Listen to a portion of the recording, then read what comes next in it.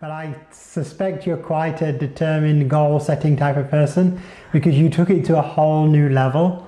And that whole new level was the Freyathlon. Yeah. Tell everyone what happened and what you decided to do. So, yeah, I suppose I am quite. Am I a goal setter? I like projects, and I like being busy, and I like having something to do.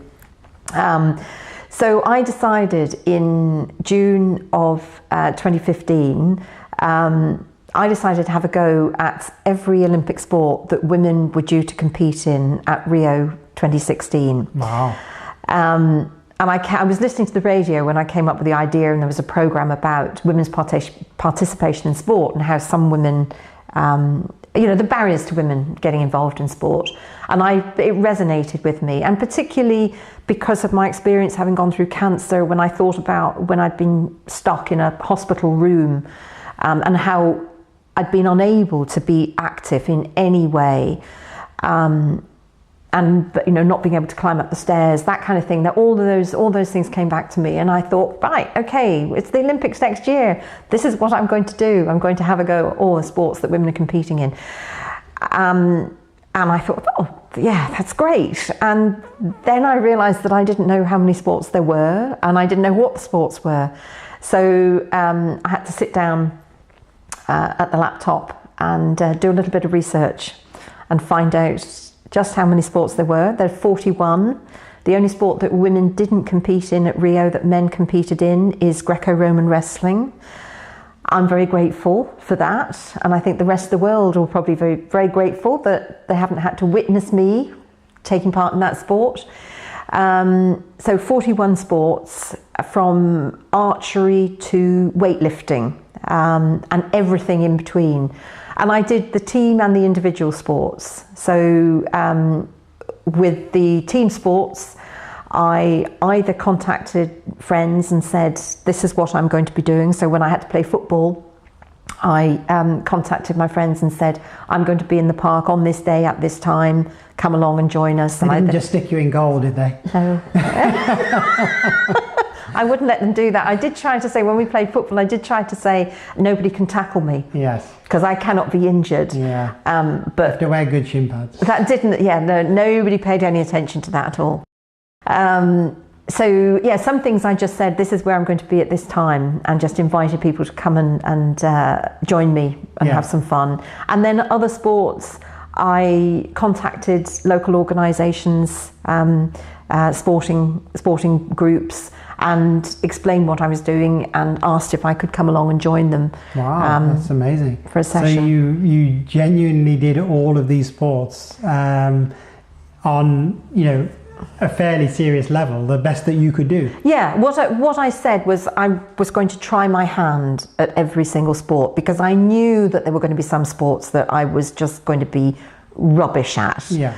Well, you can't be good at every sport, and it's not about that, is it? It's about giving it a go. It was about giving it a go. That was the thing. It was just, I'll see what this feels like. I'll see what my body is able to do. So come on, give us a few insights from your sports participation. Which ones did you love, and which ones were tough, and which ones did you hate? Oh gosh, the ones that I loved. I've discovered that I love swimming. Yes.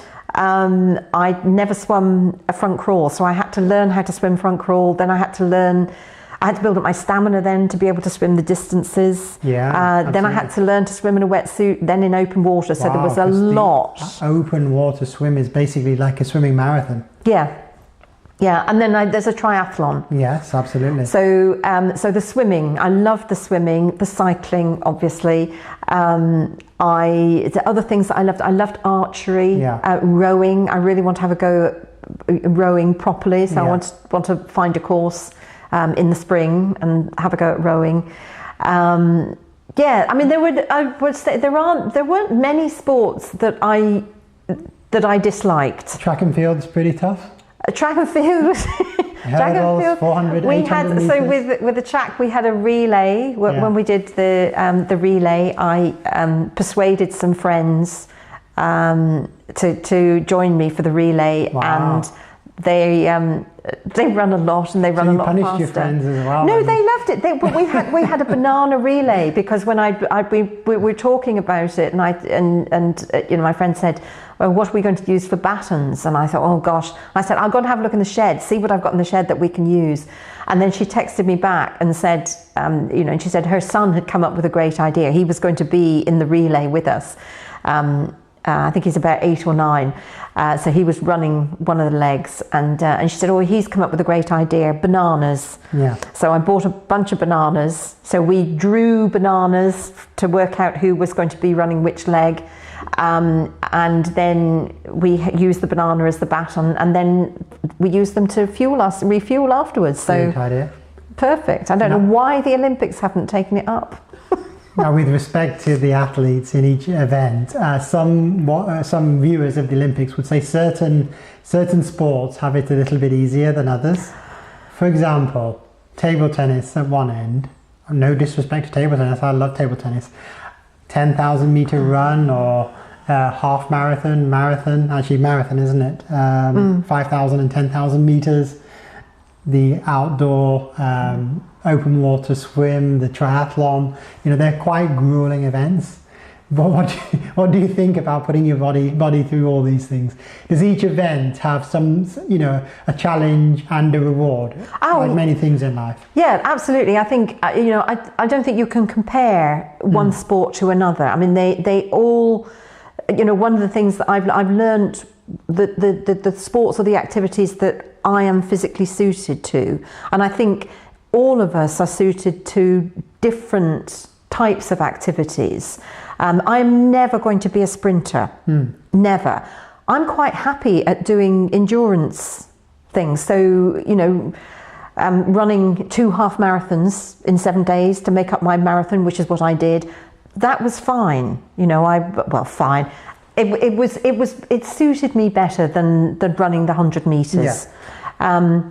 But I mean, I think the skills that you need, that the athletes need for each of the different types of events, they're all very, very different. And one of the things that I found trying all these different sports was at the sports that would actually have been really useful to me when I'd been in early remission. So things like table tennis would have been brilliant if I had known that there was a table tennis club near me that I could have gone to, and that there would have been someone there to show me how to do it. That would have been great, because it would have meant that I would be getting out of the house, I would have been active, I would have been meeting people, I'd have been doing something different. So that would have been great. There's no way I've been able to train for a marathon, but I could have, done that, or I could have gone swimming, or that became. And there were some sports where it was quite surprising. Taekwondo, for example, I thought this would actually have been really good in early remission, because a lot of it is about movement, and it's about agility. And there are a lot of drills that work, that really emphasize that. Yeah, I'm 100% with you there.